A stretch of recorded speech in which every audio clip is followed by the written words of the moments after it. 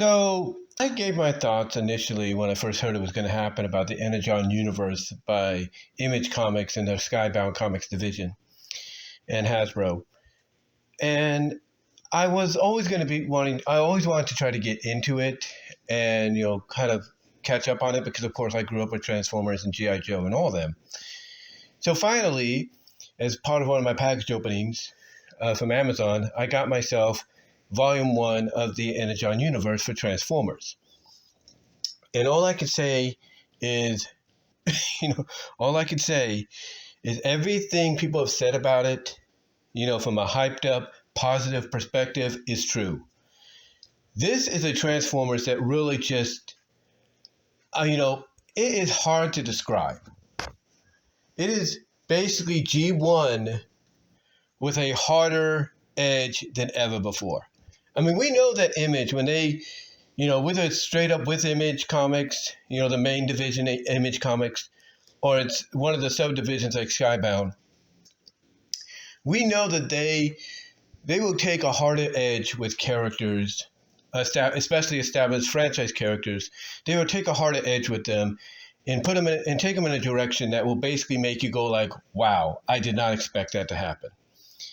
And Transformers is no different. It is no different. I mean, from what I saw with this first volume, I'm like, holy crap.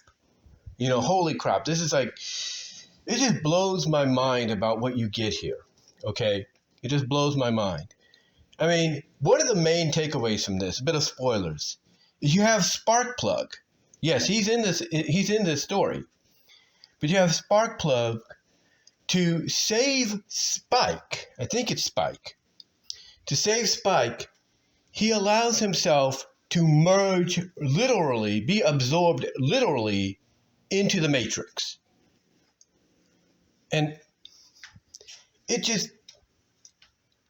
blows my mind when you see that moment. It's like, holy crap, I did not think that would happen.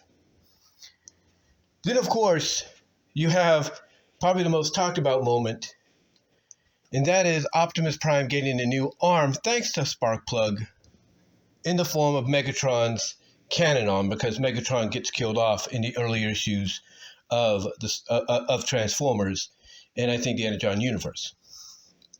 Well, at least he gets killed off for the time being, because for anybody that's been following Transformers on Skybound and everything people have talked about it as of late, from the Transformers, from Voids to G.I. Joe to Duke to Cobra Commander, you name it, Megatron is alive. He's just being held captive, was held captive as far as I know, by Cobra Commander and Cobra. Now, I don't know if he's free or not. I got to catch up on that eventually. But yeah, he is still alive, except the problem is he lost his arm cannon. He lost his arm cannon to Optimus, and yeah, Optimus now uses it.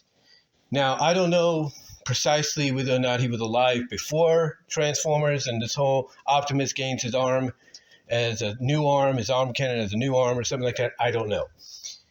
But all I can say is, when you look at this comic, especially this volume, if you want to catch up on all the first 11 issues, or what is it, first 8 issues or something like that? I don't know. Because I know that Volume 2 is coming out next month. I know Volume 2 is coming out next month. And that's going to include the recent the recent issue 12. So I can only assume this is like, the first 6 issues? Correct me if I'm wrong. But yeah, this is just like, holy crap kind of deal, if you know what I mean. Holy crap kind of deal. And I am just enjoying what I read. I'm just enjoying it and everything. It's basically, from what I've read so far, it's taking Transformers in a different direction, like a direction you would hope it'd go in, but not to the extent you would see here. Like I said, Sparkplug allowing himself to merge and be absorbed by the Matrix of leadership, to become one with it, to become one with Prime. It's unbelievable. That's a moment I don't think anybody expects. Optimus, of course, getting Megatron's arm cannon as a new arm. Whether this is after Megatron is captured and escapes from Cobra or what, I don't know.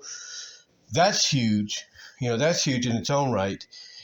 But the way some of the Decepticons and even some of the Autobots in these first 6 issues, and I think going forward, the way they get decimated, either killed off or critically damaged, holy moly.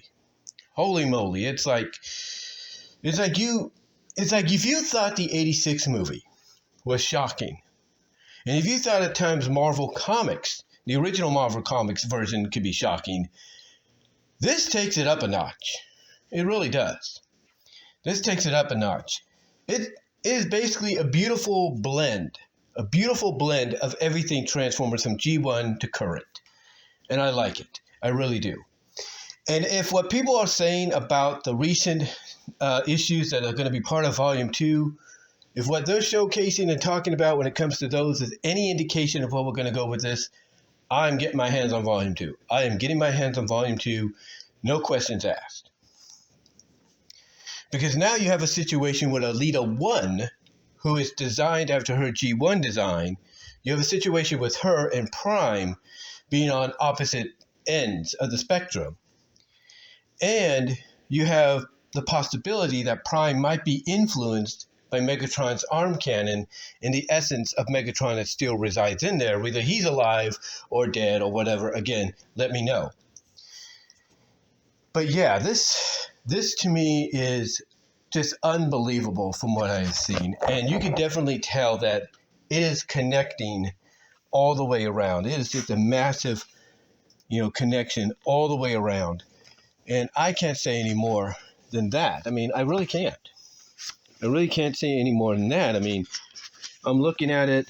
You have, like I said, you have Skywarp doing what he did, And Skywarp is the one that basically blew off Optimus's arm, and it got replaced by Sparkplug. And I'm looking through it got replaced by Sparkplug with Megatron's arm and everything. So that's amazing and everything. And it is definitely violent. I mean, you see characters, like I said, getting mutilated, getting hurt, and all that. It's just, and then you have the Matrix basically being able to heal Spike, or at least revive him. It's like, I was like, whoa. It's like, whoa kind of deal. It's unreal. It's unreal. And then, like I said, you got, hold on for a sec. Hold on.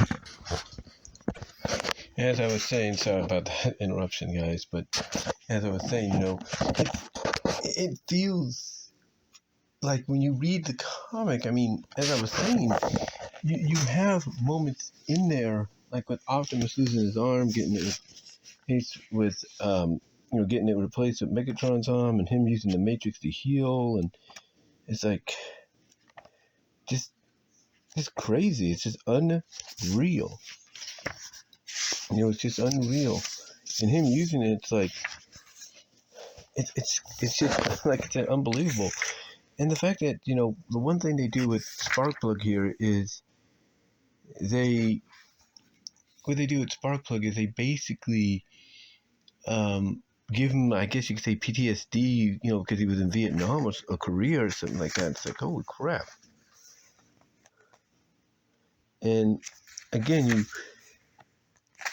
you have RC in here, and it's like it just takes it to another level, unlike, I think, with Marvel and all that. I mean, hell, you have Optimus blasting Starscream right in the side, almost like blasting him in half.